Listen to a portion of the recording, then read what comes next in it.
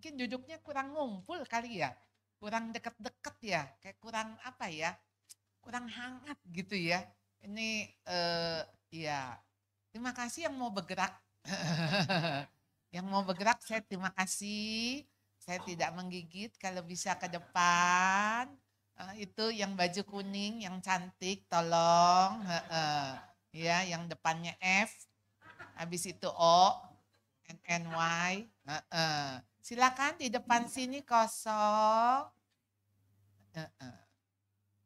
Terima kasih Bapak Ibu.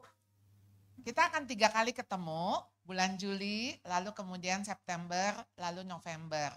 Jadi mau bosen atau enggak, ya saudara saya paksa buat datang ya. 3 kali ya. Untuk apa? Bisa mempelajari buku ini. Ya, thank you ya. Ini nggak tahu inisiatif Tirza ya, kayaknya ya. Bukan ya. Untuk belajar buku ini, saya terus terang juga masih terus belajar. Ya. Jadi hari ini belajar bab 1 dan bab 3, saudara. Ya, bab 1 sama bab 3. Saya rindu sekali untuk next meeting, saudara sudah baca dulu. Jadi saya dikasih pertanyaan. Ya, kalau saya nggak ditanya, saya yang nanya. Ya, kan namanya juga mau belajar. Ya, saya yang akan bertanya kepada saudara. Jadi saudara, mari kita bersama-sama minta pertolongan Tuhan. Saya tahu buat saya yang nggak suka baca, tadi saya waktu jalan ke sini, aduh gimana ya kalau belum baca. Iya, Tuhan ingetin saya juga nggak suka baca. Jadi makanya kenapa sebetulnya ini pendek-pendek, saudara, nggak sulit.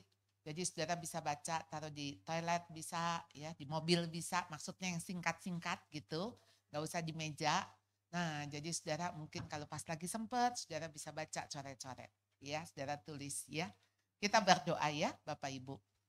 Tuhan, kami sungguh membutuhkan Tuhan. Bukan hanya di dalam kehidupan kami hari lepas hari, terutama ketika Tuhan panggil kami sebagai orang tua. Siapakah kami ini Tuhan? Kami orang-orang yang tidak layak, yang tidak pantas bahkan menjadi orang tua bagi anak-anak kami. Tapi Tuhan mau pakai kami. Di tengah-tengah kelemahan kami, Tuhan justru mau menyatakan kasih karunia Tuhan, kekuasaan Tuhan, kedaulatan Tuhan. Dan biarlah kuasa-Mu justru makin sempurna Tuhan. Dan kami melihat kami bukan apa-apa dan bukan siapa-siapa. Tolong hamba Tuhan yang boleh men-sharingkan apa yang Engkau pernah taruh di dalam hatinya atau Engkau sedang gerakan di dalam hatinya. Kiranya kami melihat Engkau di dalam pertemuan ini. Dan kami mau belajar. Beri hati kami seorang murid, telinga, dan bahkan pikiran hati kami Tuhan yang kami mau tundukkan di bawah otoritas Tuhan. Berfirmanlah, bersabdalah, kami semua mendengar dan belajar. Dalam nama Tuhan Yesus kami berdoa. Amin. Saudara, ini buku cetakan pertama. Tadi saya masih ada tanda tangan yang pertama tuh. Karena yang pertama ininya bahasa Inggris. Setelah itu yang kedua udah bukan bahasa Inggris. Gara-gara begini orang bilang, ini buku tuh bahasa Inggris atau bukan kok depannya bahasa Inggris gitu. Langsung saya ganti bahasa Indonesia ya. Dan sekarang udah cetakan keempat, saudara. Ya, jadi udah direvisi lagi, mungkin nanti cetakan kelima juga revisi lagi, 6 revisi lagi gitu ya. Karena saya terus menerus saya melihat, aduh kayaknya ada yang harus lebih disampaikan lagi ya. Karena waktu buku ini saya tulis mungkin kira-kira 10 tahun atau 12 tahun yang lalu begitu. Judulnya bukan Learning to Stop. Jadi judulnya saya mau kasih Parenting A to Z, atau saya lagi pikir rainbow parenting. Kebetulan 7 bab dan setiap bab ada 7 subbab. Jadi rainbow itu 7 huruf. Pelangi juga 7 huruf. Jadi pakai P, E, L, A, N, G, I dulu ya. Tapi setelah itu muncul lambang dari LGBT. Aduh nggak ada ya. Nanti jadi salah tangkap. Udah habis itu saya taruh buku ini. Nah waktu kira-kira 4 tahun yang lalu 2020 begitu Atalia ulang tahun ke-25 saya pikir apa nih yang mesti saya persembahkan. Oh saya ingat ada buku ini. Jadi Saya garap lagi, saya bongkar lagi dan nulis bersama-sama teman. Lalu kemudian waktu mau menentukan judul, saya tanya sama anak-anak saya bilang mami mau nulis buku, tapi mami nggak tahu nih kasih judul apa. Emang isinya apa? Gini ya, mami mau ngomong sama orang tua ya. Ayo dong, kamu tuh nggak selamanya loh jadi orang tua. Ya satu hari kamu harus ingat fungsimu bukan sebagai orang tua, tapi fungsimu sebagai sahabat. Kita kan nggak mau sampai tua kita jadi orang tua buat anak kita, betul nggak? Masa mau anak kita umur 40, duit ya. Pak boleh makan coklat nggak? Kan kita nggak mau. Jadi kita harus tahu nggak selamanya kita jadi orang tua. Jadi kita mesti belajar berhenti jadi orang tua. Anak saya langsung bilang, ya itu learning to stop. Oh iya ya, belajar berhenti ya, learning to stop ya. Oh iya, saya mulai pikir iya, stop apa? Stop, karena tahu anak akan mandiri, stop diglendotin. Stop diglendotin anak. Ini bukan saya ya. Iya. Jadi, balik lagi, stop diglendotin. Kalau punya anak masih kecil. Lalu punya anak remaja, stop kepo sama anak. Lalu kalau punya anak udah besar, udah dewasa, stop intervensi. Jadi kalau udah punya anak, udah menikah, tolong ya anak udah dewasa, jangan cepetan mandi. Saya lupa loh, anak saya kan udah nikah, udah punya anak, nonton bola. Di rumah saya lagi nginep, nonton bola. Saya jam 12 turun, dia masih nonton bola. Bilang, besok mesti kerja, inget. Udah jangan nonton, ya. Lalu dia bilang gini, mami tuh ngomongnya sama loh, waktu aku SMP juga mami ngomongnya sama. Cuman bedanya, besok sekolah. Nah kalau ini besok kerja. Iya saya naik tangga, aduh emang dia gak tahu apa besok dia kerja. Ya sudah, kita memang harus lepas itu. Jadi saudara, waktu Anda stop, Anda berhenti, Anda seperti pit stop, kayak balapan mobil, kemudian Anda mesti stop, check and recheck. Saya udah benar belum? Anda mesti stop, karena memang enggak selamanya Anda akan pegang itu. Jadi mesti bisa berhenti. Berhenti apa? Berhenti ngoceh, berhenti ngomel, berhenti ngotot. Karena anak Anda udah gede, udah remaja, udah dewasa. Ini yang anaknya masih TK SD. Oke, iya, TK SD ya. Yang SMP, SMA, kuliah. Oke. Nggak ada ya? Yang udah kawin. Oh, belum. Cuman saya ya. Saya udah punya mantu 2, akan 3 gitu ya. Jadi, ya. Belajar lagi satu musim kehidupan, satu sesi, belajar jadi mertua, belajar jadi oma. Jadi saudara, kita mau belajar berhenti. Tapi artinya kalau berhenti berarti kita sudah mulai kan? Nah, kita mulai. Mulai apa sebetulnya? Waktu saudara menikah dan waktu saudara punya anak, itu 2 profesi ya, yang Anda dapat sertifikat dulu lalu baru belajar. Kalau yang lain mau tukang ledeng, tukang listrik ya, mau kedokteran, mau insinyur, semua mesti belajar dulu baru dapat sertifikat. Kita menikah, ada akte nikah, habis itu kita belajar jadi suami, belajar jadi istri. Punya anak, ada akte lahirnya dulu. Habis itu dipanggil mama, dipanggil papa, kita belajar jadi mama, belajar jadi papa. Belajar buat anak bayi, waktu anak saya bayi saya belajar, waktu anak saya SD saya belajar, waktu anak saya remaja saya belajar, dan sekarang udah gede saya belajar. Jadi saya belajar menjadi orang tua bagi anak yang sesuai dengan kondisinya. Ya, nah di situ saya terus menerus belajar sampai kapan? Sampai saya tutup mata, sampai saya dipanggil Tuhan pulang. Dan Tuhan bilang, well done. Baik sekali perbuatanmu itu, hai hambaku yang baik dan setia. Setia. Jadi saudara, jadi mama, jadi papa itu bukan soal dipanggil mama, dipanggil papa. Tapi ini jadi bukan soal having children.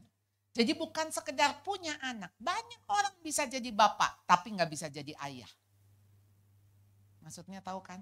Jadi banyak orang bisa punya anak, tapi nggak bisa jadi orang tua. Jadi orang tua itu masalah being, bukan soal having. Ya, jadi Anda punya anak 3, belum tentu kita bisa sebetulnya. Ya, saya sampai pikir-pikir ya, kalau di dalam hidup saya ya, saya tuh nggak kepikir loh jadi ibu. Kenapa saudara? Saya waktu SMP tuh saya tomboy. Jadi ya masuk masa remaja, krisis identitas, lalu saya masuk sekolah putri semua, di mana yang sekolah putri itu kalau ngelihat cowok kayaknya, wih hebat. Jadi ngelihat temen yang jago basket hebat. Ngelihat yang kayak maco-maco gitu hebat. Saya pikir itu identitas saya juga. Udah rambut pendek. Jadi saya dulu tuh nggak punya blus. Selain seragam, jadi saya pakainya kemeja. Ya waktu itu nggak zaman pakai celana panjang saudara. Jadi pakai rok. Dan rok saya cuma 2, jadi kemeja saya juga 2. Itu aja gonta-ganti, gonta-ganti, gonta-ganti. Dan saya punya satu teman yang kalau kami pergi ke pasar baru, itu ada satu toko pria. Jadi toko maksudnya aksesoris pria, baju pria, sepatu pria. Dan teman saya tuh beli itu di situ. Bahkan beli sepatu pria. Jadi zaman dulu tuh suster saya juga pakainya kayak sepatu kayak model pria gitu. Pakai tali-tali gitu ya.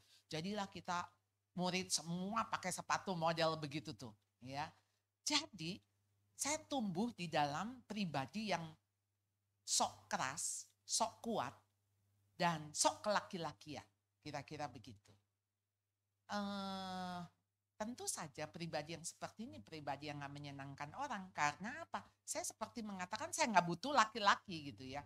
Jadi kalau di dalam rapat, pengurus, apa-apa, ya saya akan menunjukkan kerasnya saya gitu ya. Saya akan komplain atau saya akan bantah, saya akan debat gitu ya. Seperti itu saya tumbuh SMP, SMA gitu ya saudara ya. Tapi di tengah-tengah kesepian itu, saya tahu saya butuh cintanya laki-laki. Jadi saya tidak tumbuh dengan cintanya papa saya. Jadi saya ingat sekali waktu kecil saya punya tetangga, itu om sebelah rumah, yang saya rasa saya kepingin sekali panggil dia papa. Karena papa saya nggak pernah hadir. Jadi papa saya itu datang dari Cungko, ya Cungko Light, jadi made in China, ya. Jadi papa saya Kuomintang, jadi tentara. Dia meninggalkan istri dan 2 orang anak, dia datang ke Indonesia, dia kabur, karena kalau balik ke China sebagai buronan, kalau ke Taiwan veteran, dia lari ke Indonesia, dia menikahi ibu saya dengan selisih 13 tahun. Jadi papa saya 33, mama saya 20 tuh, waktu mereka menikah. Dan mama saya sama papa saya pacaran 3 bulan. Jadi kebayang dong, dunia kayak apa dong? Keluarga mereka seperti apa tuh? Waduh. Yang satu Holland Spreken. Jadi mama saya pendidikan Belanda, papa saya itu dari China, nggak bisa ngomong bahasa Indonesia. Lalu bagaimana mereka komunikasi? Ya udah kayaknya mungkin komunikasi Tarsan lah begitu ya. Yang saya tahu mama saya akhirnya bisa bahasa Hokjia juga. Papa saya orang Hokjia. Ya. Lalu waktu itu papa saya sempat kaya, punya bank dan sebagainya, lalu bangkrut di tahun 65. Dan begitu bangkrut habis-habisan, di dalam masa jaya papa saya punya wanita lain, dia belikan rumah gitu. Saya tahu tentu dari cerita mama saya ya, karena mama saya selalu pesan, jangan pernah kawin dengan Cina Toto. Itu kalimat, Cina Toto. Padahal itu saya Cina Toto ya. Ya jangan kawin kayak Cina Toto gitu. Jadi saya tumbuh tuh di dalam kebencian, kepahitan gitu ya. Untuk malu sekali punya papa seperti itu. Jadi waktu saya SMP kalau temen mau ke rumah, jadi waktu dulu tuh setelah bangkrut papa saya udah gak bisa bangun. Gak bisa bangkit dalam konteks dia bekerja. Jadi ya dia pergilah ke Taiwan, nanti pergi ke Sulawesi Tengah, dia ikut temennya. Lalu saya ingat teman-teman suka datang, tapi saya ingat Papa saya kalau ada di Jakarta ya sehari-hari ada di rumah dan merokok. Ya, jadi dari pagi sampai malam dia hanya stop merokok kalau makan, kalau mandi dan kalau tidur. Ya, setelah itu merokok lagi. Nah, di akhir hidupnya tentu ya sakit begitu ya. Jadi saya tidak punya figur suami yang baik kayak apa, ayah yang baik kayak apa, karena saya sampai SMP masih disabet. Ya, jadi kalau disabet tuh dulu tahu nggak kemoceng, gebukan kasur. Ya, gebukan kasur tahu ya. Jadi itu yang tebal gitu kan, rotannya tebal. Nah itu tuh yang dipukulin ke saya. Kalau nggak kemoceng, kemoceng kan lebih sakit lagi karena cuma satu itu ya. Saya ingat SMP kan saya ke gereja. Jadi pulang gereja tuh kalau malam, wah papa saya udah siap nih sama kemoceng. Ya saya inget-inget ya besok saya mau pergi retret. Hari ini saya kayaknya habis rapat di gereja atau apa ya. Saya lagi sikat gigi, tenang-tenang. Gitu ya. Belakang, saya inget banget. Lalu kemudian saya tutup pantat saya gitu ya. Jebret lagi sekali lagi. Nah kena ke tangan saya. Tahu-tahu tangan saya besok bengkak saudara ya. Besok bengkak, tapi saya kan nekat. Saya udah pergi retret lah ya, pergi retret. Nah saya ingat sekali ada satu panitia. Nggak tahu tuh orang masih hidup apa enggak ya. Namanya Alex. Saya ingat sekali ya. Jadi dia ngeliat tangan saya bengkak. Tangan saya bengkak. Lalu dia tanya, kenapa? Ya saya lupa lah saya ngomong apa. Tapi yang pasti mah saya nggak bilang saya disabet atau ya. Udah SMP masih disabet. Lalu dia bilang gini, mau nggak saya urutin? Saya urut. Jadi maksudnya kasih minyak kemudian sama dia diurut. Ya ampun itu waktu diurut saya kayak diurut sama malaikat. Ya maksudnya sentuhan maksudnya saya tahu dia pasti enggak maksud apa-apa wong diurutnya juga di tengah keramaian. Tetapi waktu dia melakukan itu seperti paradoks daripada saya dipukul sama papa saya gitu yang seharusnya mengasihi saya. Lalu ini ada pria entah berantah saya juga nggak kenal gitu ya. Cuman karena dia kayak panitia mungkin di bagian kesehatan apa bagaimana kali ya. Dia begitu melihat saya kayaknya udah dia ngambil ngambil apa krim atau apa lalu dia urut gitu ya.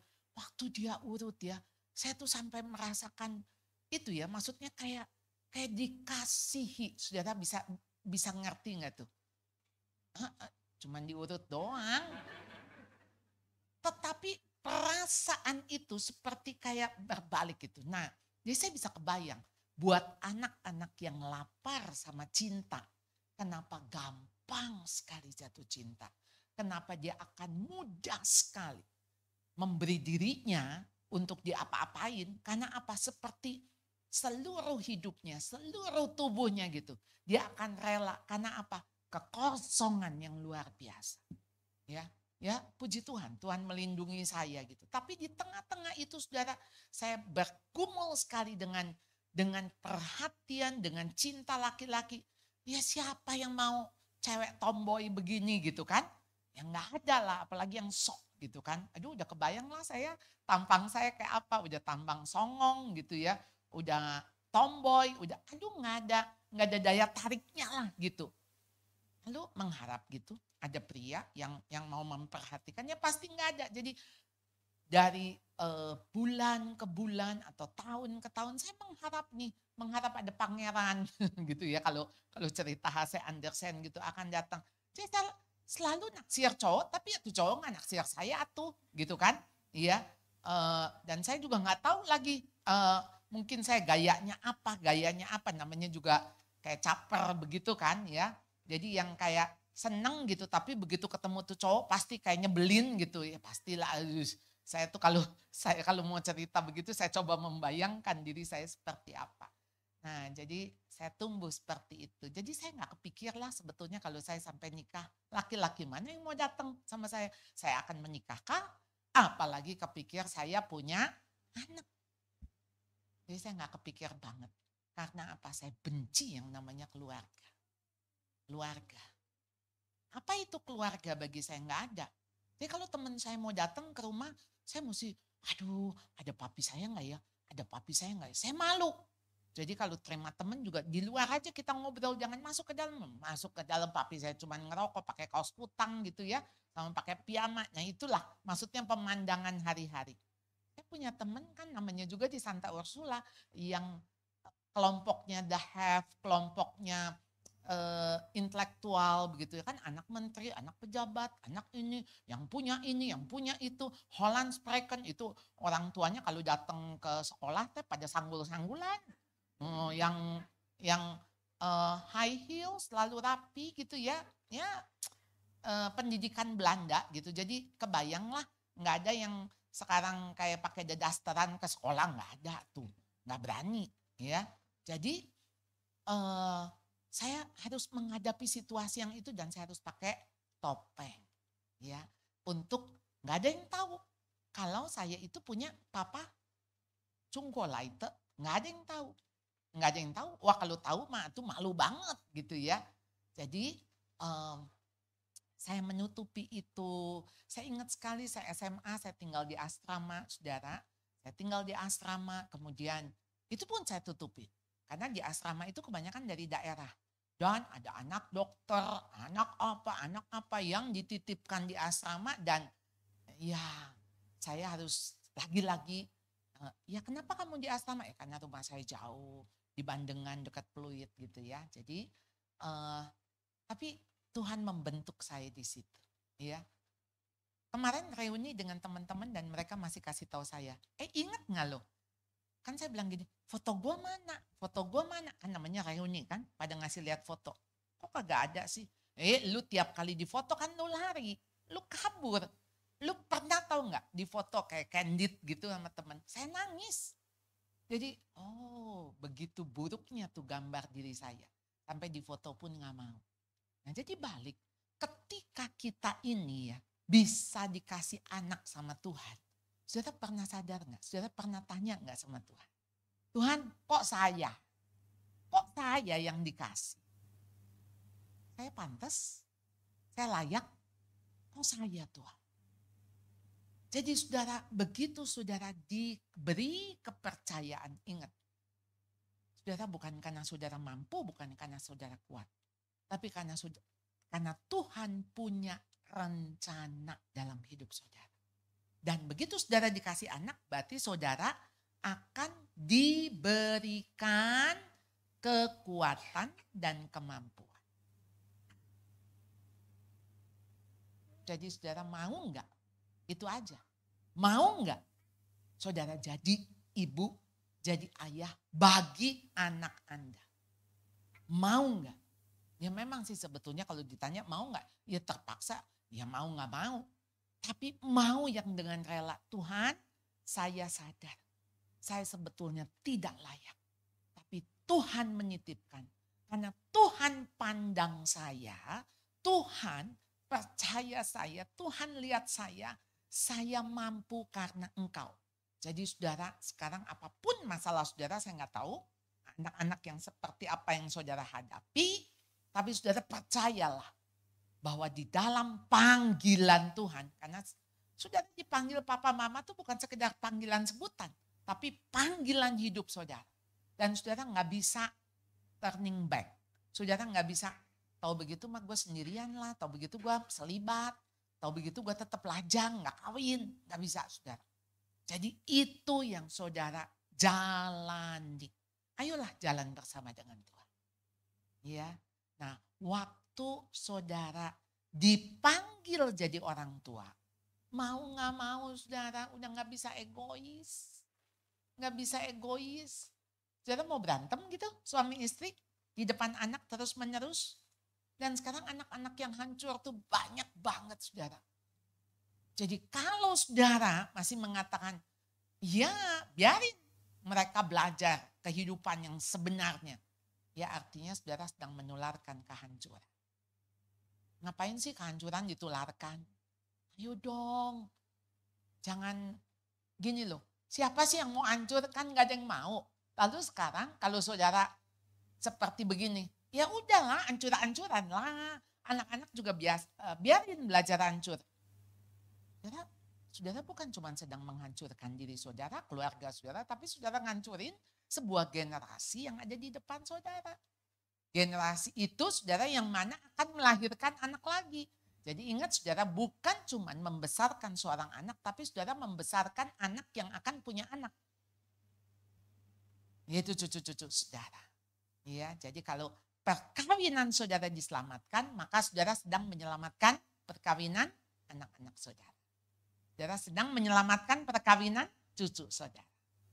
Saya pikir-pikir ya, mama saya nggak cerai ya. Salah satunya saya pikir ya, itu yang membuat kami anak-anaknya mungkin nggak cerai ya. Karena mama saya mau suami kayak apa, mau papa saya kayak apa begitu ya. Saya dulu juga, saya sering tanya, kenapa sih mami mau sama papi gitu ya. Enggak ada cowok lain. Iya mami tuh bodoh, mami bodoh. Mami saya tuh ngomong gitu. Padahal mami udah dikasih tahu sama Mofrohan gitu. Mami saya tuh kerja tukang jahit gitu ya. Mama saya sekolah sampai SMP di Santa Teresia waktu itu. Jadi ya mami bodoh. Mami tuh cuman pikir gini. Kalau kawin tuh ya memang kan mesti kawin. Ini mumpung ada yang mau gitu loh kira-kira ya. Sederhananya begitu, mumpung ada yang mau. Dan kalau kawin ya memang setiap orang mesti menikah. Ya udah nanti punya anak ya nanti bagaimana nanti dah gitu. Kayak nggak punya pilihan. Begitu sederhananya. Dan mami saya cuma bilang mami itu bodoh. Mami itu bodoh sekali. Padahal Mofrohan udah bilang jangan kawin sama dia. Ya, maksudnya dengan beda umur, dia juga datang dari Tiongkok, budaya berbeda, belum kenal siapa dia, begitu. Lalu ketika kamu ini memutuskan untuk kamu cepat-cepat kawin, sangat mengerikan gitu ya. Jadi ya mami saya bilang mulai dari ya awal hamil, wah itu mama saya udah merasakan ya bagaimana kehidupan neraka gitu ya, itu kalau saya mau gambarkan. Nah, jadi saudara, saya dibesarkan juga di dalam keluarga yang berarti penuh luka. Jadi dengan konteks mama saya seperti itu, lalu mama saya juga dibesarkan dengan luka. Jadi mama saya itu kembar. Jadi waktu dia kecil kembar kata mama saya, waktu dia umur 3 bulan, adik engkong saya nggak punya anak. Jadi ambil mama saya, karena kembar. Mama saya selalu bilang gini, yang satu putih, yang satu hitam. Yaitu mama saya. Jadi yang dikasih yang hitam. Maksudnya yang dikasih mama saya. Nah yang putih ini setelah umur 1 tahun meninggal. Jadi mami saya itu namanya Erli, yang kedua Telly, karena Erste sama Tweede. Ya, bahasa Belanda kan pertama dan kedua. Jadi akhirnya mama saya dibesarkan oleh ibu yang gak punya anak. Dan mama saya cerita bagaimana sadisnya gitu kira-kira ya. Jadi kalau mecahin piring itu belingnya digoresin ke tangan mama saya. Maksudnya supaya tidak akan pecahin lagi. Ya, kalau cubit di pangkal paha, kalau luka di dengkul karena jatuh itu pasti akan dikasih ke lidahnya anjing untuk jilat. Jadi mama saya bilang itu lidah anjing itu tajam banget. Dan dia akan membersihkan seperti maksudnya mungkin kirain antiseptik kali ya. Jadi supaya itu lukanya nggak infeksi gitu ya. Jadi pakai lidah anjing untuk membersihkan. Dia bilang sakitnya luar biasa. Jadi mama saya tuh selalu menceritakan luka-lukanya. Nah karena dia sendiri terluka, dia membesarkan saya juga terluka. Jadi saya besar tumbuh di dalam luka saya. Jadi saya itu dengan kakak yang umur 7, umur 6, umur 5, saya umur 2 tahun dan punya adik baby. Kebayang enggak? Mama saya punya 5 anak kecil-kecil yang bandel-bandel, lalu suami selingkuh, suami bangkrut, suami mabuk, suami judi. Jadi pasti ya saya boleh dibilang mama saya itu dengan konteks berat sekali. Jadi bagaimana dia bisa memperhatikan anak-anaknya, bisa survive hidup aja udah luar biasa. Ya. Jadi saya mulai ingat, mungkin ingetan waktu umur 2 tahun gitu ya, saya mendekati mama saya dan saya ingat saya selalu bertanya, "Ma sayang enggak? Ma sayang enggak?" Kalimat itu memang saya ingat, "Ma sayang enggak? Ma sayang enggak?" Ya mama saya pasti jawab sih mestinya ya, sayang, sayang, sayang. Tetapi ketika ditanya 100 kali dan 1000 kali. Saya tuh inget banget mama saya juga ngediemin saya sih. Diemin saya. Jadi maksudnya seperti kayak udah malas ngejawab. Karena kan nanya terus. Lalu tanya lagi. Nah tante saya cerita bahwa satu hari dia ke rumah dan dia ngelihat saya ngerajuk begitu. Kayaknya hampir tiap hari deh saya ngerajuk. Lalu tante saya cuma bilang, gue kalau punya anak kayak gitu gak cabein. Nah disitulah saya mulai dicabein. Ya, jadi mama saya katanya buka kulkas, ambil cabai, langsung dicabein. Saya bertanya, ma sayang enggak? Lalu dicabein. Apa enggak bingung? Apa enggak membuat confused? Lalu saudara, saya ingat ya, karena itu kan kayak cabai itu kayak tiap hari gitu. Pokoknya kalau saya merajuk, karena saya kan jadi marah. Ya marah dan nangis itu berjam-jam. Jadi rumah saya tuh panjang di Gereja Ayam. Itu dari Gereja Ayam, itu pintu belakang tuh Pasar Atom, Pasar Baru. Itu rumah saya panjangnya nggak tahu berapa puluh meter gitu ya. Katanya kamarnya 13 ya. Nggak tahu mungkin termasuk kamar mandi, kamar gudang kali ya. 13 lalu setannya banyak ya. Soalnya tante-tante saya suka nginep gitu, suka diganggu setan, saya inget banget gitu ya. Kan punya pohon gede, zaman dulu rumah-rumah Belanda gitu kan. Jadi saya kalau nangis di sini mama saya tinggal pergi aja dong. Kan namanya rumahnya panjang. Ditinggal aja ke situ gitu. Kalau saya nangis di situ ya ditinggal aja. Jadi saya terbiasa untuk dibiarkan nangis berjam-jam dan ditinggal. Jadi saya dulu juga, saya ingat, saya sampai ketidur-tiduran gitu. Nanti kalau saya udah tidur saya bangun, tapi ngapain ya? Nangis, saya sambung. Nangis, kebayang nyebelin tuh. Nanti kalau mama saya lewat gitu ya, mama saya kan pasti mau ambil saya gitu ya. Saya langsung reject. Saya reject. Ya mama saya mah, ya udah bagus gua mau ambil kira-kira gitu ya. Lo gak mau mah gue juga punya anak lain yang mesti diurus gitu kan. Waktu mama saya jalan pergi, saya nangisnya double, triple. Tapi kalau mama saya balik lagi, ya saya reject lagi. Makanya saya sekarang selalu ngomong, kalau punya anak lagi tantrum, jangan ditinggal. Jangan ditinggal, temenin. Tapi jangan deket-deket, agak jauhan, supaya nggak ditendang-tendang. Ya, namanya juga tantrum. Tapi Anda jangan tinggalin. Jangan tinggalin. Karena isu itu yang membuat saya sampai besar, saya takut ditinggal. Dan saya itu akan mengalami yang namanya kalau ditinggal, dalam konteks tinggal bukan secara fisik begitu ya, tapi tinggal yang kayak meninggalkan, kayak berpaling gitu ya. Itu seperti kayak dihempas, kayak seperti apa ya, kayak dilempar. Nah itu tuh trauma sebetulnya, trauma. Ya, jadi kayak ditelikung gitu. Ya, kayak diselingkuhi gitu ya. Itu kan seperti kayak sebetulnya kayak ditinggal gitu ya. Walaupun kayak dibohongin gitu. Aduh itu dihianati gitu. Itu yang rasanya luka itu tajam banget gitu ya. Jadi ya itu saya besar dengan kemarahan yang luar biasa. Jadi itu luka-luka yang menjadi inner child-nya saya. Nah, ini kalau saya ngomong ini kira-kira saya udah masuk bab 3 nih, ya. Jadi inner child yang saya alami yaitu ketika saya merasa orang itu akan nolak saya. Belum apa-apa tuh orang akan nolak. Berarti apa? Saya akan berusaha defense, saya akan berusaha untuk sebelum lu nolak gue nolak dulu begitu. Saudara, saya tumbuh bukan dengan pribadi yang pribadi yang aman, yang nyaman gitu ya. Jadi yang memang insecure, ya, pribadi yang rasa semua orang satu hari akan meninggalkan saya, ya. Jadi saudara, sangat tidak mudah memiliki kepribadian yang cacat, walaupun kita semua ini punya kecacatan. Tapi cacat yang luka itu tuh masih menganga gitu. Luka itu masih menganga. Jadi bisa kebayang dong bagaimana suami saya juga, sekarang tahun ini kami 35 tahun ya. 35 tahun juga kayaknya dia tersiksa sama saya ya. Jadi saya kayaknya sih agak better ya, kayaknya ya.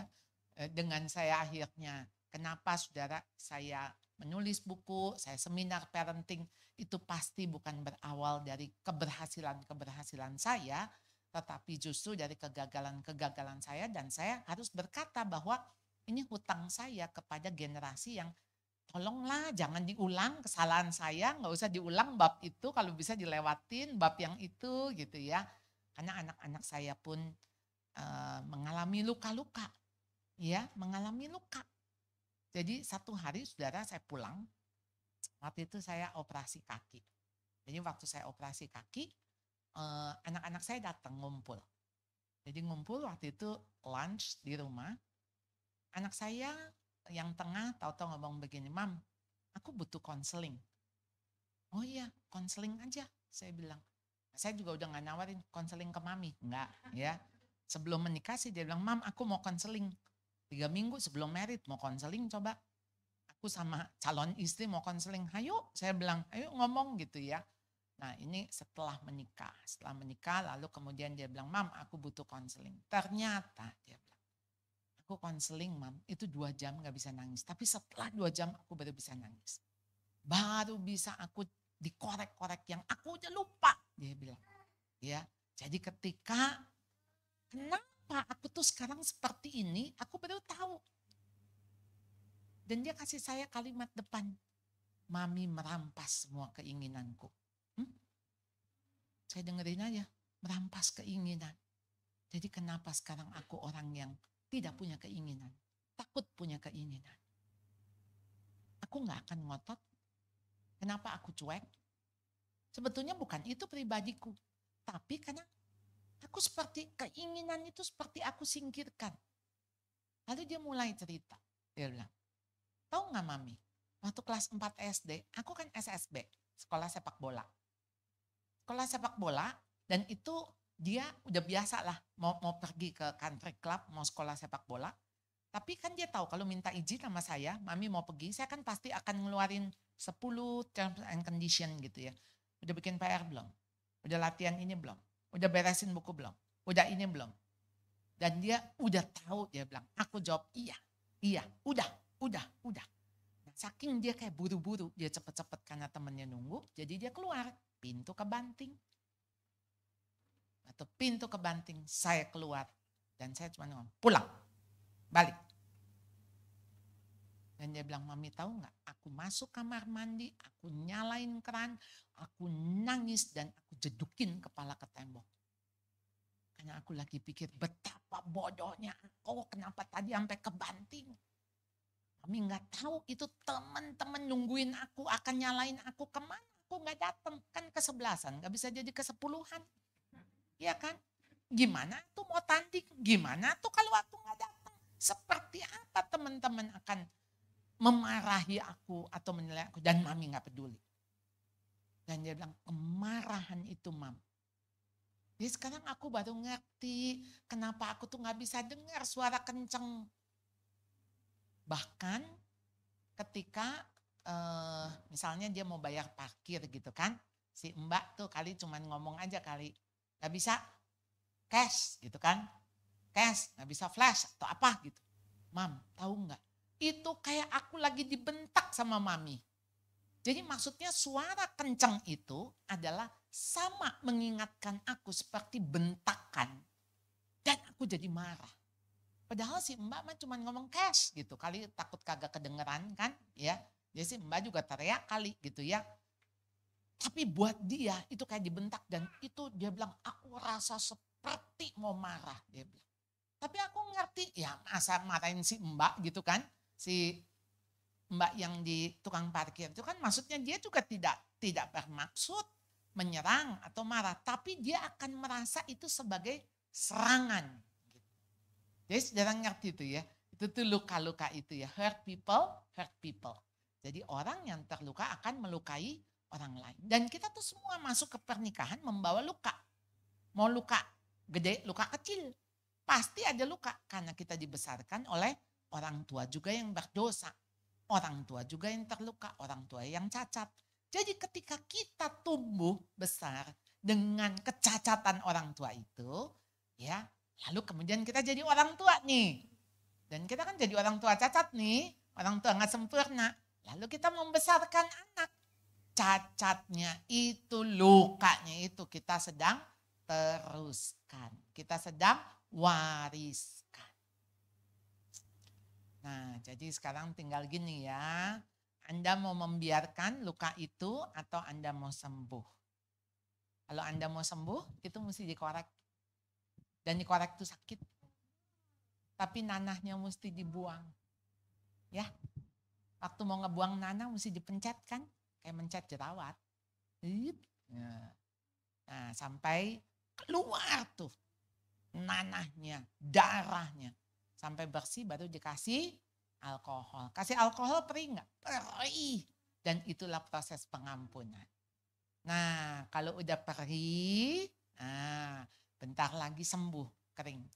Kalau udah kering, ada nggak bekasnya? Ada. Dipencet-pencet masih sakit, udah nggak sakit. Tapi ada tanda, ada bekas. Artinya kita masih tetap ingat peristiwa itu, tapi sudah tidak sakit lagi. Makanya kenapa saya bisa cerita ini, karena sakitnya udah nggak ada. Mungkin nyaris udah tinggal 10% sakitnya. Ya, kalau dulu saya cerita ini, saya masih nangis. Saya ingat sekali peristiwa saya dicabein itu sebetulnya saya udah lupa. Nah, saya kuliah Emin. Lalu kemudian mata kuliah apa ya waktu itu ya saya agak lupa, spiritualitas atau apa, lalu disuruh bikin timeline hidup. Jadi saya bikin timeline. Jadi dia bilang sebut 5 peristiwa di usia-usia kita umur berapa, dan itu titik paling rendah dan titik paling tinggi. Jadi saya lagi bikin, saya ingat sekali saya kalau bangun kan time-nya saya tuh jam 4 gitu ya. Setengah 4, saya bangun saya ngerjain tugas itu. Kok bisa sampai kepada titik yang saya jadi tiba-tiba kayak Tuhan bawa saya masuk, saya lagi meraung-raung nangis gitu loh karena dicabein, ditinggal, lalu ya muka kali bibir doer kali kan namanya juga dicabein gitu ya. Saya tuh bisa ngegerung-gerung saudara, bisa nangisnya tuh nangis yang ngegerung-gerung bagaimana sih kayak nangis yang saya gitu ya. Sampai saya kaget sendiri dengan diri saya sampai masuk kamar mandi, saya nyalain keran supaya saya tetap bisa nangis tapi suami saya nggak bangun gitu kan. Ya, gimana nih caranya, ntar dia pikir gue lagi diapain nih gitu kan. Itu keluar tuh. Ya, setelah itu masih air mata sampai sekarang udah kering. Jadi saya kalau cerita itu saya tetap mengingat tapi saya sudah tidak sakit lagi. Jadi artinya luka saya sudah kering. Kalau Anda nggak pernah mau buka itu, nggak pernah mau ceritain itu, jangan-jangan waktu masih ketoel, waktu kesenggol Anda masih sakit, artinya boroknya masih ada. Nah kalau boroknya masih ada, nah itu begitu kesenggol ngebet, ya kan? Kebayang nih saya lagi ngomongin soal jerawat, pernah rasain nggak sih? Maksudnya ada jerawat ngebet gitu loh, aduh ketoel dikit kayak aduh nyut gitu ya. Nah jadi saudara ingat, begitu saudara masih merasa sakit artinya belum sembuh. Ya, belum sembuh. Jadi gimana cara sembuh? Dikorek. Anda mesti cerita, Anda mesti keluarin. Cerita sekali mungkin penuh dengan air mata, nggak bisa cerita 2 kali masih cerita ke 20 kali. Udah pasti berbeda dengan cerita yang pertama. Iya, makin dikeluarin. Nah, makanya kenapa kita pakai topeng? Karena kita pikir itu yang tadi bopeng-bopeng mesti saya tutupin. Enggak boleh orang tahu luka-luka saya. Enggak boleh orang tahu jeleknya saya. Saudara makin tutupin, topeng saudara makin tebal. Dan kalau makin tebal saudara punya double life. Ada hidup yang di dalam dengan hidup yang di luar berbeda. Begitu berbeda, begitu saudara ada orang yang tahu sedikit masa kecil saudara akan langsung atau misalnya kejelekan saudara akan iritasi sekali. Saudara akan bilang, tahu dari mana? Emang gue begitu, sorry ya. Saudara makin tutup lagi. Saudara akan menjauh dari orang, saudara nggak bisa dekat, saudara nggak bisa hangat. Saudara akan merasa orang lain adalah ancaman buat saudara. Dan saudara melihat anak saudara juga ancaman. Lalu saudara lihat anak saudara jelek, saudara akan benci sekali. Karena jeleknya tuh anak akan reverse ke jeleknya Anda. Gimana Anda bisa accept anak saudara? Nggak bisa.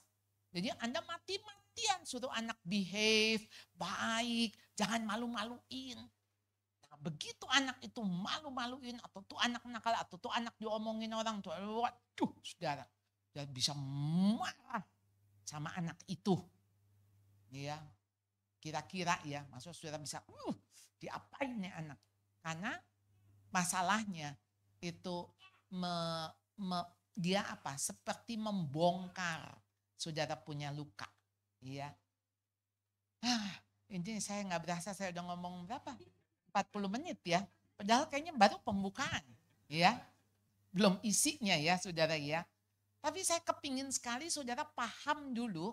Ya, karena kalau saudara nggak paham, maksud saya buat apa sesi 3 kali ini gitu ya, mumpung saya ada di sini.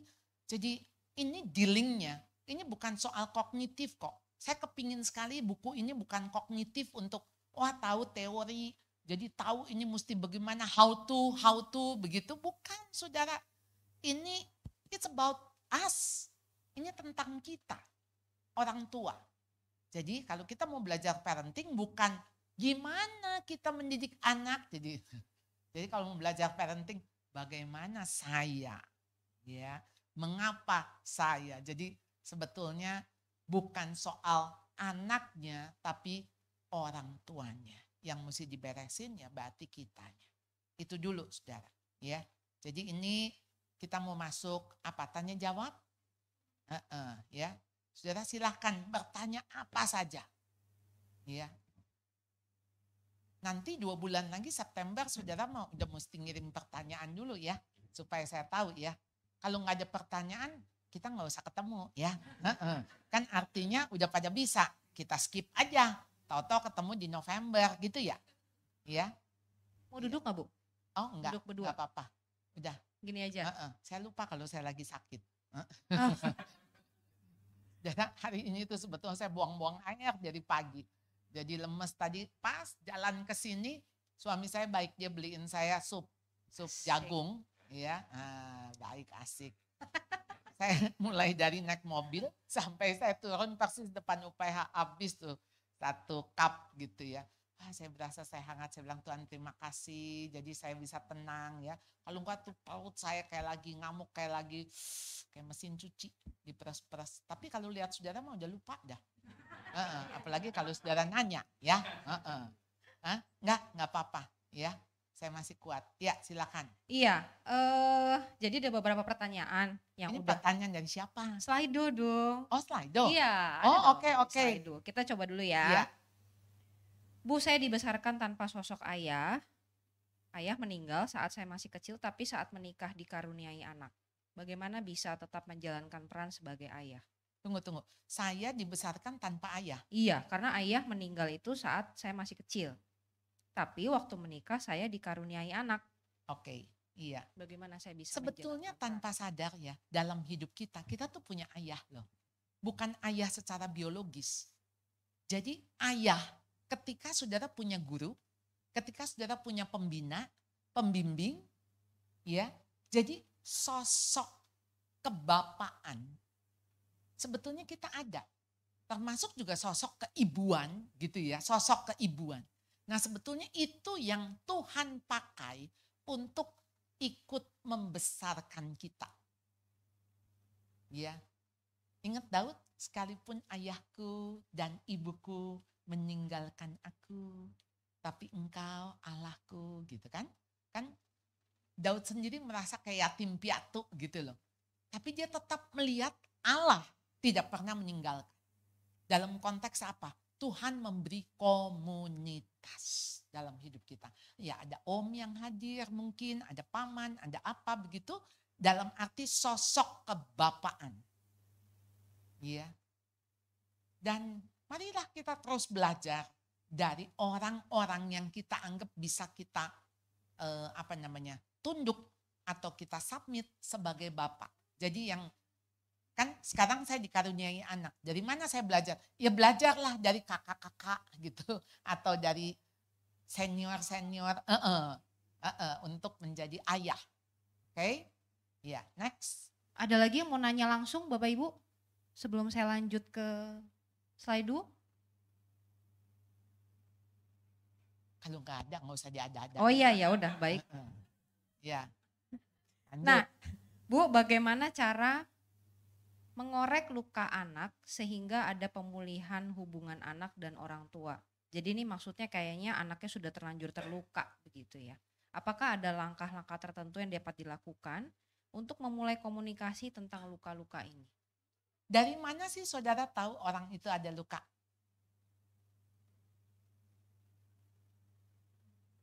Dari tindakan. Tahu-tahu dia ngomongnya tinggi, tahu-tahu dia marah, gitu kan? Atau menghindar, nggak mau ketemu, nggak mau jawab, nggak mau ini gitu. Pokoknya ada perilaku-perilaku yang Anda lihat dia tidak mau didekati, dia tidak mau mendekat, atau dia marah gitu ya, berarti dia terluka. Terlukanya sama siapa kita juga nggak tahu. Bisa sama kita, mungkin bisa sama gurunya, sama temennya, segala macam. Saudara, bagaimana cara supaya anak terbuka dengan aman, dengan nyaman?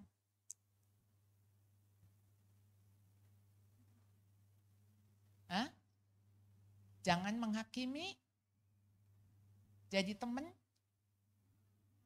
minta maaf. Dulu begitu kita minta maafnya gini, Mami minta maaf ya walaupun Mami nggak tahu Mami salah apa ya. Kan ceritanya. Selin ya.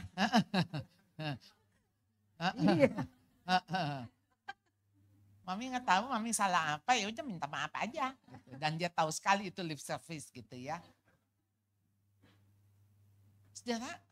Saudara gini nih, bagaimana seseorang terbuka sebetulnya saat dia tahu dia kalau terbuka aman. Jadi apa? Saudara harus kelihatan vulnerable di depan anak. Baru anak berani untuk vulnerable. Paham? Contoh. Ceritalah. Sekarang saudara nggak tahu, dia kesel. Ya deketin aja. Cerita aja, cerita. Tadi Mami kesel sama Papi gitu ya. Bla bla bla bla bla. Tapi Mami sadar, Mami itu. Udah, cerita gitu. Tapi dia mikir, oh ternyata orang tuh boleh kesel. Dan jangan, nanti ya bisa tiba-tiba gitu. Aku juga lagi kesel. Temenku tuh tadi di kelas, nyebelin banget. Tapi waktu dia cerita, please. Kenapa anak gak mau cerita sebetulnya? Karena apa? Dia udah tahu tuh jawaban kita apa. Misalnya ya, aku sebel sama temen. Temen kayak gitu disebelin. Gak usah, cari temen lain aja. Itu bukan nasihat. Dan dia tidak membutuhkan itu. Pong dia lagi sebel. Dan sebelum, jangan sebel-sebel sama orang. Nanti orang juga sebel sama kamu. Apalagi? Coba. Apalagi kalimatnya? Pakai ayat. Janganlah marah sampai matahari terbenam. Kamu mesti ngampunin temanmu yang bersalah. Mau dia salah, mau dia gak salah, kamu ampuni dia. Ya, kita jadi orang Kristen tuh kita mesti baik ya, bla bla bla. Aduh please, enggak ada. Dia cuman butuh telinga untuk iya, Mami tahu. Memang bisa kesel sih. Ya udah that's it, dimengerti.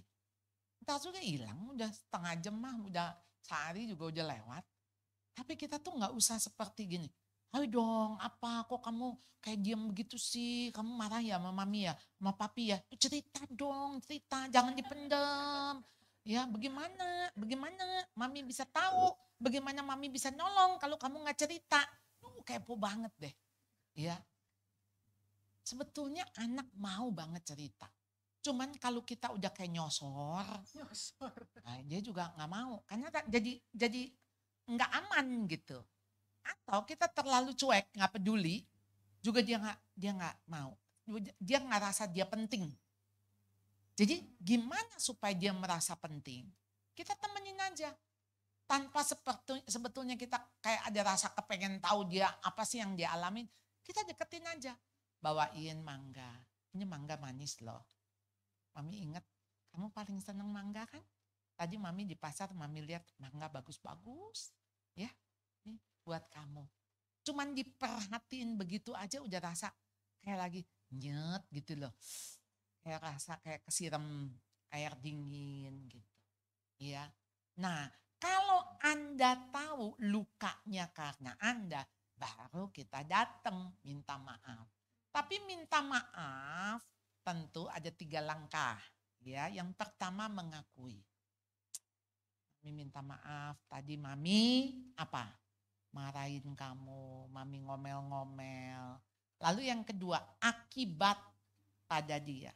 Sehingga Mami tahu kamu jadi kesel sama Mami. Ya. Yang ketiga baik, maukah kamu memaafkan? Itu. Jadi jangan, ya udah Mami minta maaf, tapi kamu juga sih yang begitu. Aduh. Kalau kamu nggak begitu juga Mami nggak ngomel-ngomel gitu. Itu bukan minta maaf ya. Ya. Defense ya malah. Iya kan, tapi ya itulah emak-emak gitu kan. Ya mungkin biasa ya sebelum disalahin nyalain dulu gitu loh. Iya, jadi ya bukan minta maaf itu. Ya. Jadi ya kalau nah mungkin juga dia masih marah, diem. Nggak usah dipaksa. Nggak usah. Ya udah mama kan udah minta maaf. Ya maafin lah, namanya juga orang bisa salah, hilaf gitu ya. Jangan, dia punya waktu. Kita paling, kalau dia masih diem, ya Mami doain. Sorry. Udah tinggalin, dia butuh waktu. Jadi gak usah saat itu juga dia, ya maafin Mami ya. Kalau kamu gak maafin, kamu yang dosa loh. Ya ampun, ini jadi siapa yang ini ya, jadi memang apa namanya, ayolah, ini kan lagi membangun hubungan ya, jadi kembali lagi jangan takut untuk vulnerable di depan anak, ya. Jadi kita nggak usah pokoknya sekarang mah kalau udah saya yang ngalamin ya sampai hari ini ya, udah sama anak tuh ya, udah mesti lepasin tuh yang namanya topeng, udah. Jadi kadang-kadang anak saya juga bisa komplain, bisa marah, bukan negur, bisa negur saya. Mami tuh jangan begitu loh. Mami tuh ini ya gitu ya. Iya udah saya diam. Iya sorry. Berarti Mami mesti belajar lagi. Ya udah.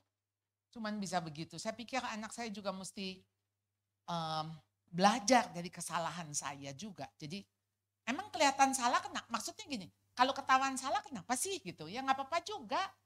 Gak apa-apa kok. Ya berarti kita berdamai ya dengan ya bukan begini, ya memang Mami begini mau apa? Ya bukan begitu juga, ya itu mah nggak siap dikoreksi, ya next. Iya, saya nggak enak nih duduk berdiri jadinya. Nah, nggak apa-apa. Kita kayak mau berantem Bu masalahnya. Berikutnya. Nah, ini kayaknya seseorang yang juga sudah menyadari. Berarti kalau saya terus pengen anak saya jadi sesuatu di masa depan, kamu harus jadi ini atau itu. Mungkinkah juga karena luka, karena dulu saya tidak dihargai? Is that possible? Iya. Bisa ya? Iya. Saudara tuh ketika anak jadi sesuatu, ketika dia berhasil sesuatu, dan saudara menginginkan itu, ujung-ujungnya siapa sih? Untuk membanggakan siapa? Untuk menyenangkan siapa? Jadi sebetulnya balik-balik aku. Ya, sehingga saudara wanti-wanti. Ya jangan sampai gitu kan. Jangan sampai kamu gagal. Jangan sampai, itu di belakangnya. Kan positifnya gini, kamu tuh ya mesti jadi orang ya. Sekarang belum jadi orang. Masih orang-orangan. Ya, kamu tuh mesti belajar. Supaya kamu jadi ini, supaya kamu jadi. Saya tuh agak bingung juga ya. Tadi kan sore saya sempat buka IG. Jadi ada satu IG orang yang dimana anaknya tuh baru belajar piano gitu kan. Twinkle, twinkle gitu. Lalu captionnya tulisannya gini. Belajar ya nak yang rajin. Nanti kalau udah gede jadi maestro dapat ratusan juta. Hahaha. Saya sampai pikir. Aduh, Saya nggak melihat maksudnya itu adalah sebuah harapan ya. Tapi saya cuma melihat ada seorang ayah, maksudnya ini ayahnya yang menulis gitu ya. Anak tuh ya. Jadi berapa nilai dia kalau bisa menghasilkan ratusan juta. Mestinya kita nulis gini, nak, Tuhan kasih kamu kesempatan bisa latihan piano, bisa ngeles piano, kamu nikmati itu sebagai anugerah Tuhan. Nggak semua kan bisa belajar piano, nggak semua orang punya kesempatan itu. Lalu Tuhan menganugerahkan kamu juga untuk kamu bisa latihan, nikmati. Nah, nikmati anugerah itu. Anugerah Tuhan. Dan biarlah hatimu menyanyi, memuji kepada Tuhan. Jadi senangkan Tuhan dengan kesenanganmu. Maksudnya engkau senang tuh berarti Tuhan juga senang. Karena kan Tuhan sebetulnya juga mau kita anak-anaknya juga bisa menikmati kan. Bisa senang kan, bisa menghargai gitu loh. Kesempatan gitu. Jadi kalau saudara sebetulnya gini, anak mesti sukses. Jangan sampai gagal. Sebetulnya dibalik itu ada ketakutan saudara apa kalau dia nggak sukses. Sukses yang dianggap dunia lagi kan, ya kan. Misalnya satu hari dia nggak lanjutin kuliah, dia bilang dia mau kerja aja. Anda ngamuk nggak?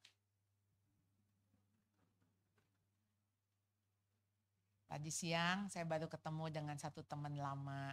Dia cuma lagi cerita, ya Bu dalam hidup saya ada drama. Anak saya ngehamilin anak orang. Ya saya cuma lagi lihat dia, wah masa-masa itu saya depresi. Karena gereja juga nyalahin saya.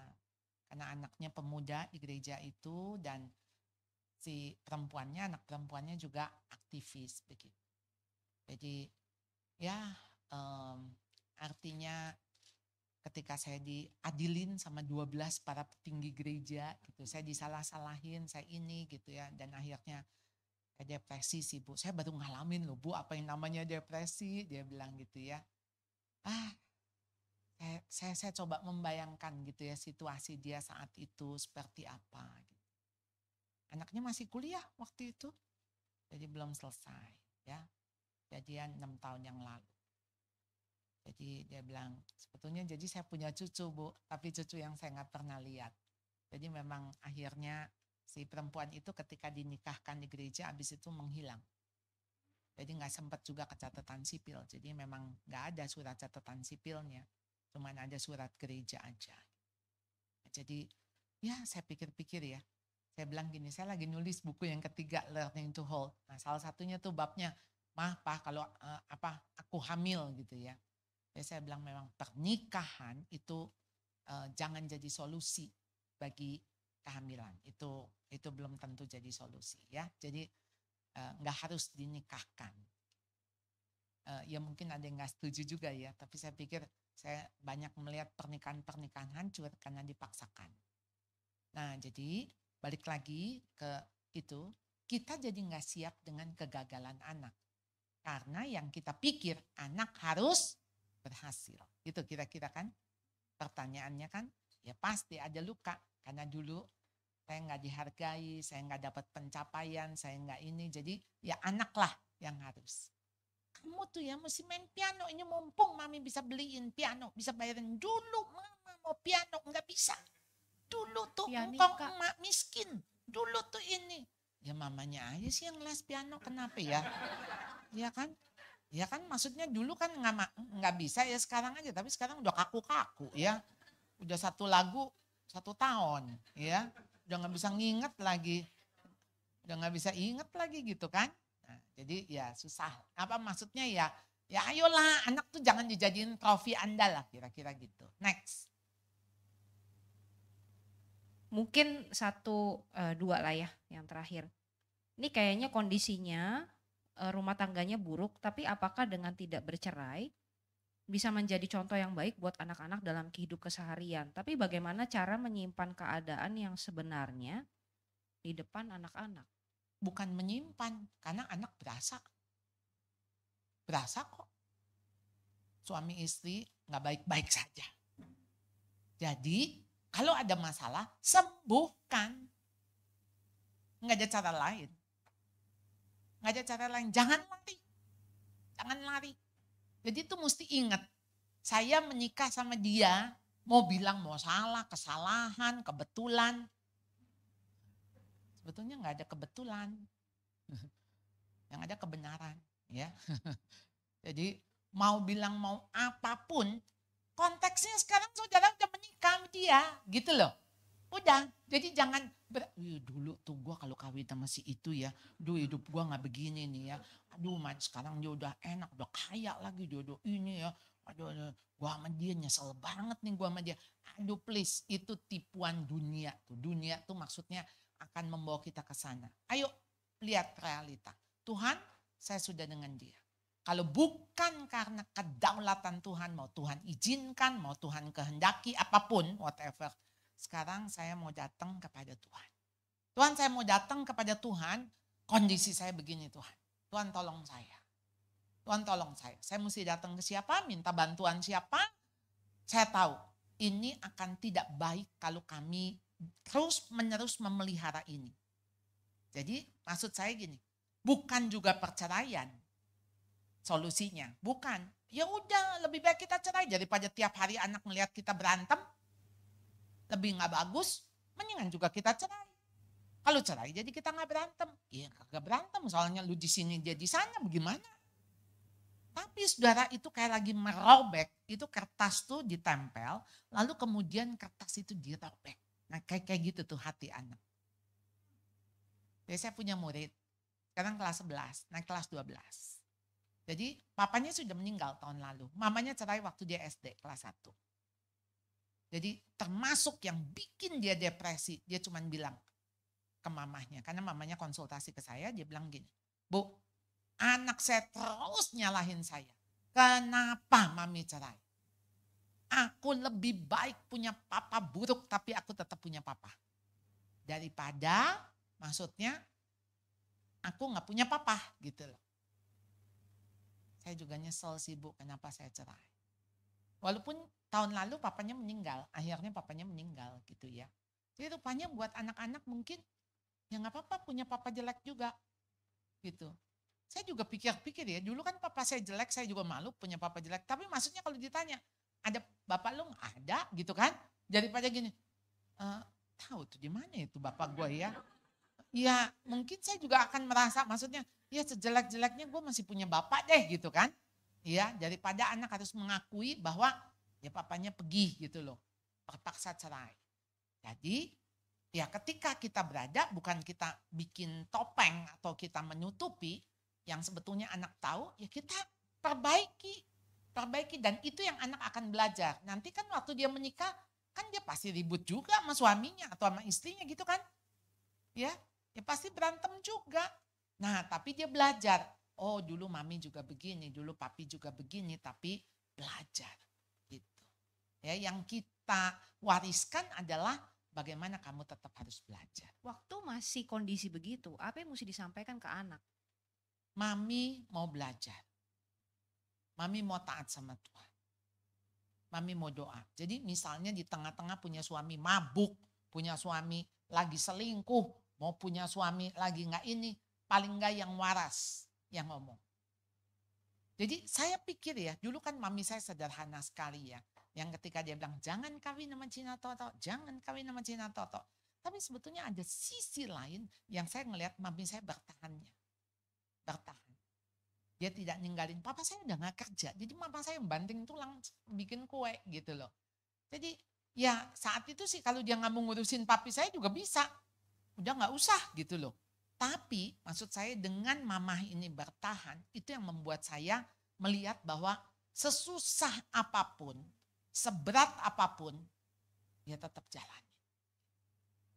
Ya, gitu sih. Itu yang saya maksudnya dapat gitu ya. Next. Terakhir Bu, saya tidak punya anak. Apa yang Ibu bisa sampaikan kepada saya malam ini yang relevan dengan saya dan suami? Selamat. Benar, benar. Selamat. Maksudnya congrats. Jadi jangan Anda tuh merasa nggak punya anak, jadi kayak Tuhan nggak percaya Anda. Enggak. Tuhan tuh mempercayakan anak-anak lain. Bukan anak biologis. Di dalam konteks Anda harus memuridkan, Anda harus melayani pemuda-pemuda, jadi punya waktu, ngedeketin ini, ngedeketin itu, atau yang orang-orang tua misalnya. Jadi saya punya pelayanan di mana saya ngurusi mereka.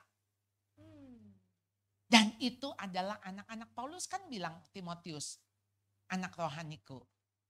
Ya, kepada Timotius gitu kan. Anak rohaninya Paulus. Paulus tuh punya banyak anak-anak. Aku bapak dari banyak anak-anak, kata Paulus. Jadi kita harus melihat bahwa Tuhan itu selalu mengirim orang ke kita. Mau orang itu dalam bentuk maksudnya anak biologis maupun anak rohani. Anak rohani itu belum tentu maksudnya anak-anak ya dalam konteks umur ya. Tapi bisa juga kayak saudara-saudara seiman yang harus kita gembalakan, yang harus kita pimpin, itu juga termasuk anak-anak yang kita perhatikan gitu loh. Anak bukan dalam konteks anak-anak ya gitu. Jadi selamat. Tapi kita semua parents berarti ya? Parents.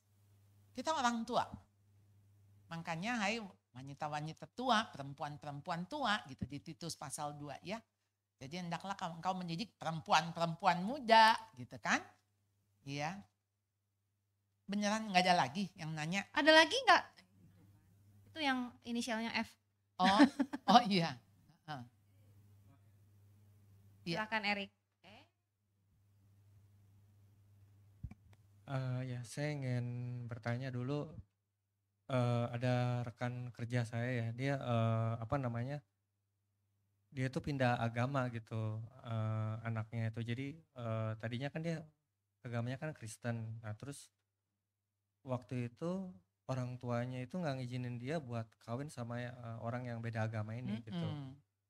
Nah terus melihat seperti itu gimana ya kondisi kita nanti harus berpikir sebagai orang tua, seandainya nanti anak kita misalkan jika kita memiliki anak terus anak kita pengen pindah agama gitu, menikah dengan pria atau wanita yang beda agama tersebut. Iya. Terima kasih.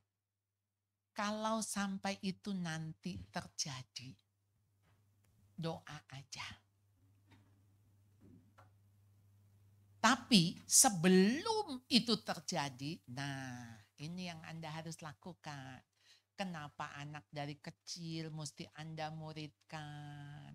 Muridkan itu nggak cukup bawa ke sekolah minggu. Nggak cukup. Bawa ke sekolah Kristen. Nggak cukup. Anak harus dibawa ke Tuhan. Dibawa ke Tuhan.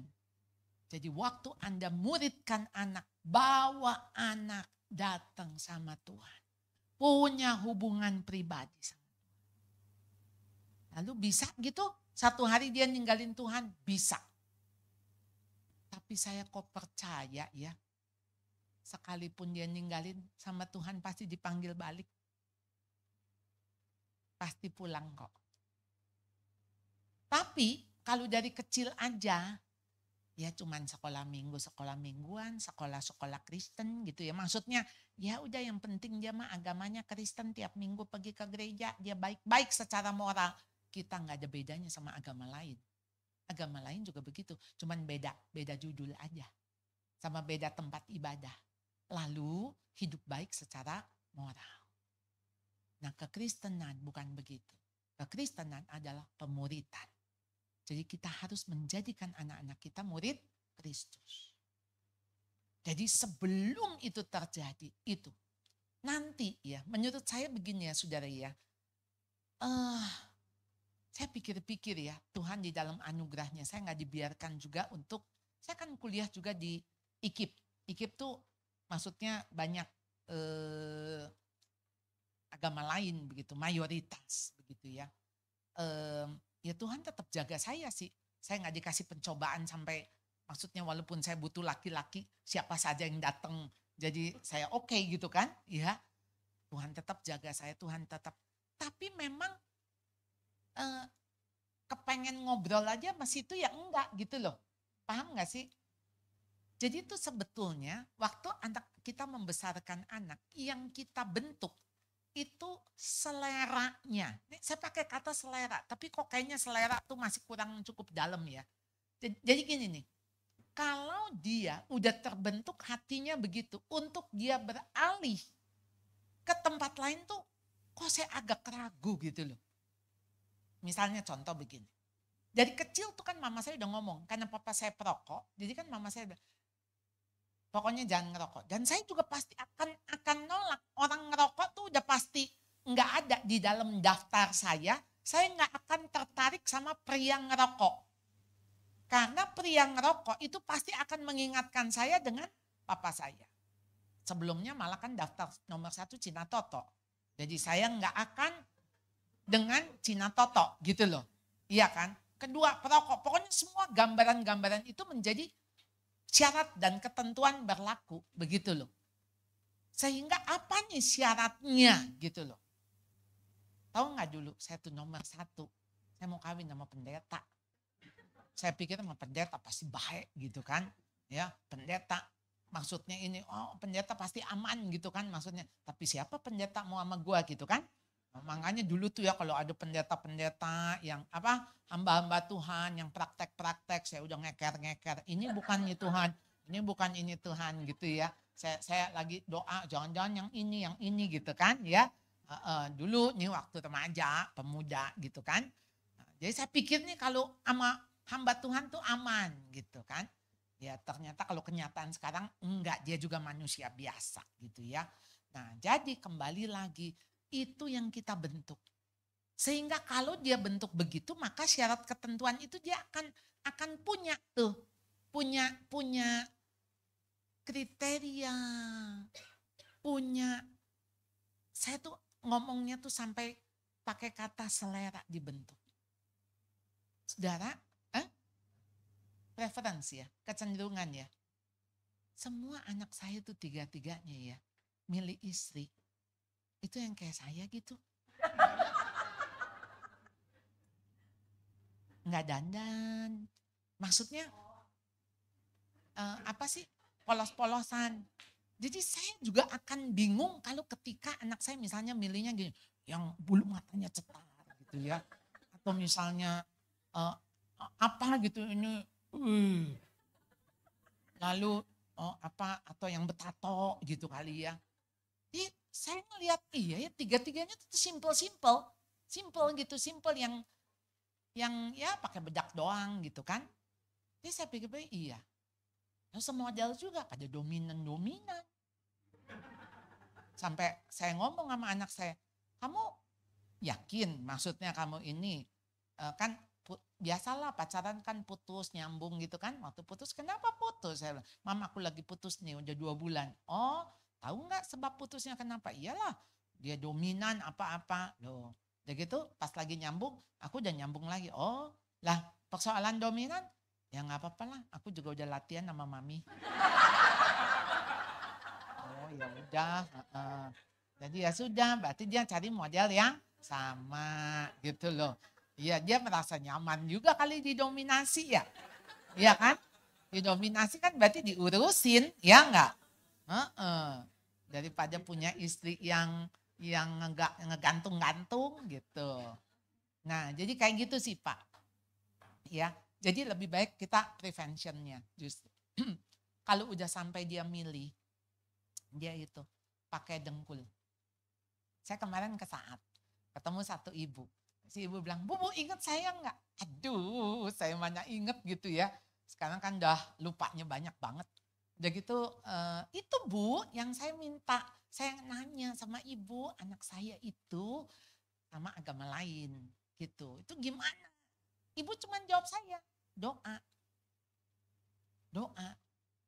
Udah gitu saya pikir, ya doa sih, tapi masa cuma doa gitu loh.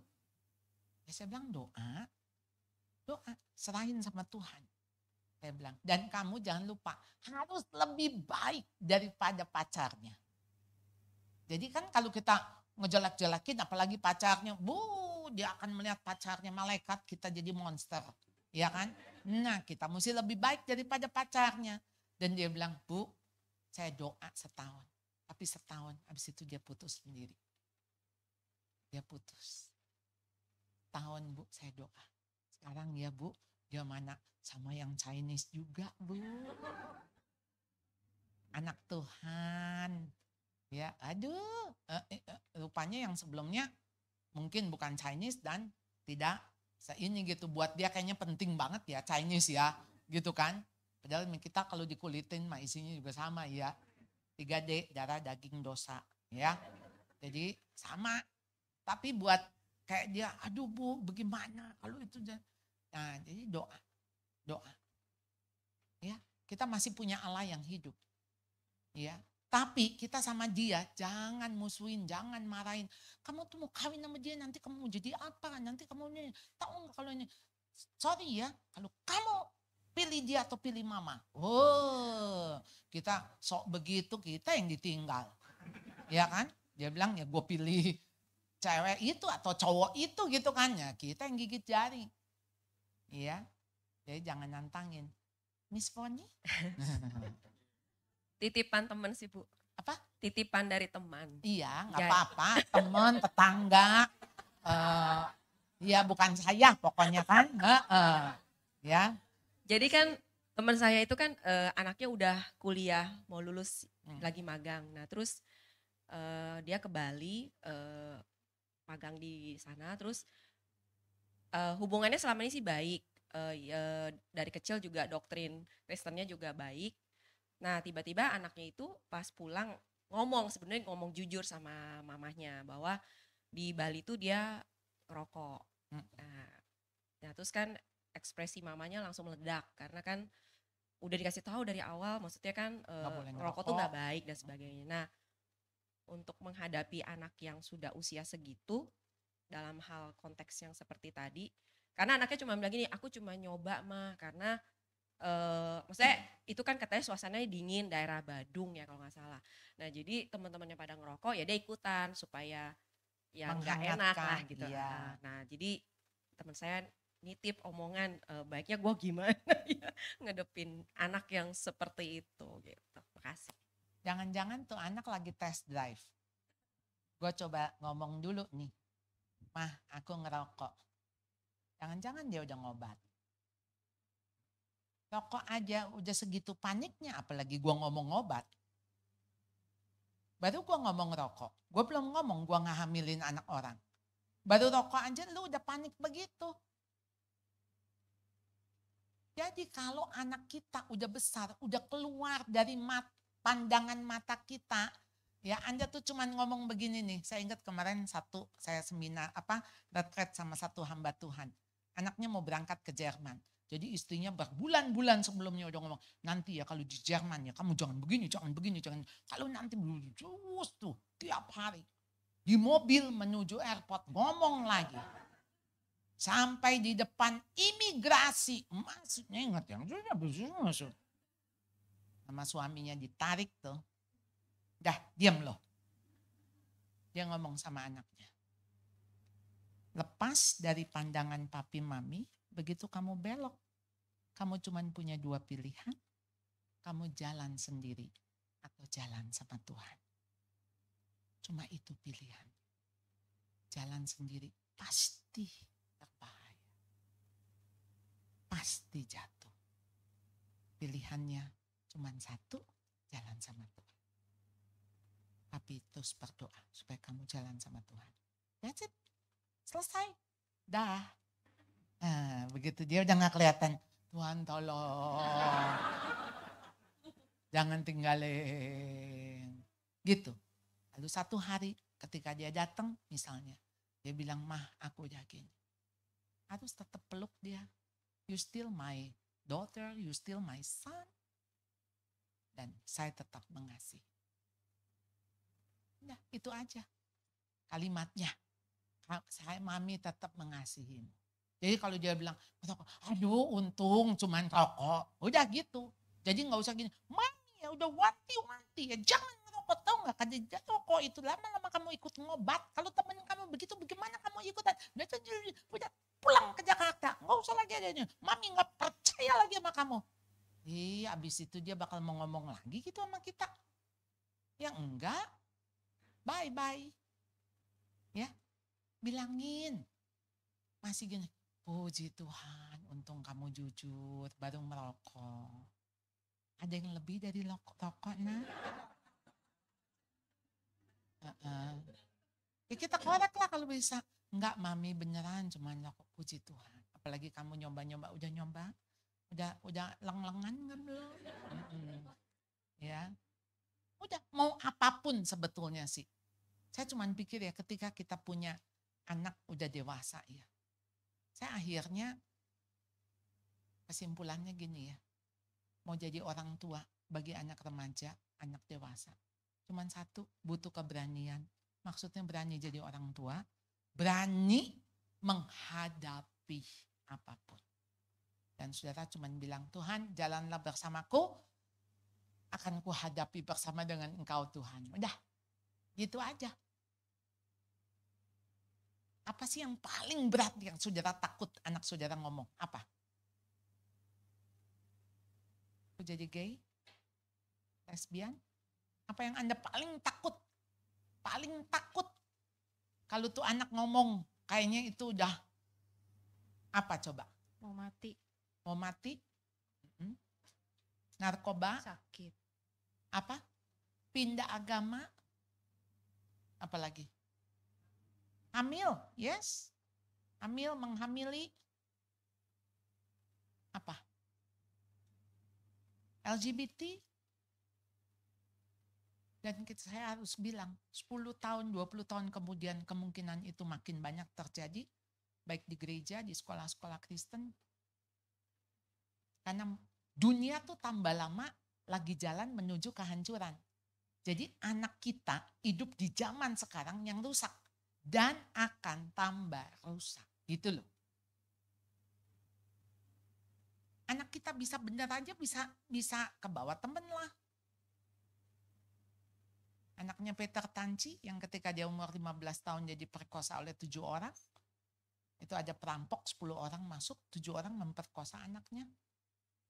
Dia hamba Tuhan, dia lagi doa malam itu. Bukan lagi main-main, dia lagi melayani Tuhan. Sampai dia bilang, kenapa Tuhan izinkan itu? Tuhan di mana? Tuhan gak sanggup jaga anak saya. Wah, dia dealing sama Tuhan. 6 bulan, 1 tahun, dan seluruh keluarga. Sampai anaknya yang langsung ngomong, saya harus memaafkan that guys. Supaya saya gak ini. Wah, dia berproses dan sekarang dia sudah menikah. Ini Joy anaknya yang pertama, dia menikah, dia punya anak dan dia mendirikan yayasan di mana menolong wanita-wanita juga yang diperkosa. Ya Tuhan pakai dia di situ. Dan sekarang bicara Peter Tanci dan anaknya ini bicara soal pengampunan.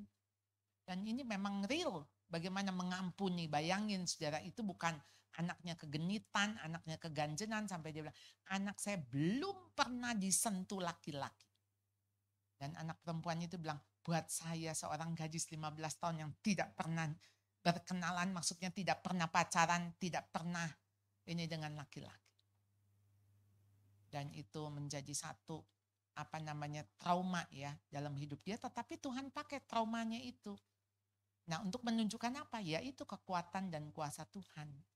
Jadi di tengah dunia yang hancur kayak begini, rusak begini, anak kita ada di dalamnya. Gimana kita nggak mau pakai lutut coba? Gimana kita nggak mau terus-menerus berdoa? Ya udah, saya pikir itu kita tiap hari cuman datang sama Tuhan, cuman bilang cukup, Tuhan bilang cukuplah kasih karuniaku bagimu. Udah, ya Tuhan tolong, saya mau jalan lagi 1 hari. Tuhan, saya berdoa buat anak-anak saya. Ya, nah cuman ya supaya apa? Anak saya yang pernah ngomong, Mami doain aku supaya aku dekat sama Tuhan. Kalau aku dekat sama Tuhan, aku jauh daripada dosa-dosa itu. Tapi kalau aku jauh dari Tuhan, aku dekat dengan dosa itu. Pilihannya cuma itu. Jadi doain supaya anak-anak dekat sama Tuhan. Jadi jauh daripada dosa itu gitu loh. Jadi supaya hidupnya fokus center kepada Tuhan. Oke? Ya. Jadi daripada kita jalan dengan penuh ketakutan, kalau kita ketakutan, kekhawatiran kan jadinya jangan gini, jangan gitu, jangan begini. Udah. Cuma ayo mari kita cepat pulang ke surga sekarang ini. Jadi ke situ larinya kan? Ya, tapi enggak. Tuhan bilang memang aku utus kamu seperti domba di tengah-tengah serigala. Oleh karena itu hendaklah kamu tulus seperti merpati, cerdik seperti ular. Ya, udah. Tolong doakan kami, Bu. Iya, kita berdoa ya. Tuhan, kami sekali lagi bersyukur untuk semua peran fungsi yang Tuhan berikan. Karena kami tahu Tuhan bisa memilih siapa saja, bahkan bukan diri kami. Tapi kalau Tuhan pilih kami, pasti ada rencana Tuhan, ada maksud Tuhan. Terima kasih kami boleh ada di dalam ruangan ini, kami kembali boleh belajar dan diajar. Kami rindu Tuhan, kami menjadi pribadi yang semakin hari semakin serupa dengan Engkau. Karena kami diproses oleh Tuhan sendiri untuk kami memiliki karakter-Mu Tuhan.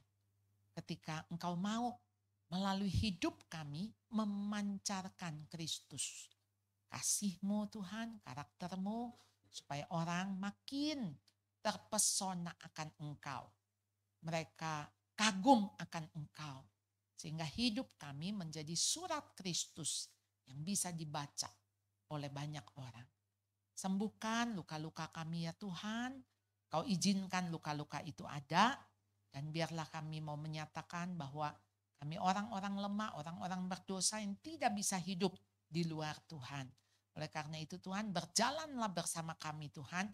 Untuk kami terus menyatakan, mewartakan kasih dan kuasa Tuhan. Sebentar Tuhan, kami akan berpisah. Kiranya Tuhan tetap menyertai hidup kami sampai September. Kami akan datang kembali, kami akan bersekutu kembali. Tuhan berkati setiap orang-orang yang ada di dalam persekutuan ini. Terpujilah namamu Tuhan, hanya dalam nama Tuhan Yesus kami berdoa. Amin.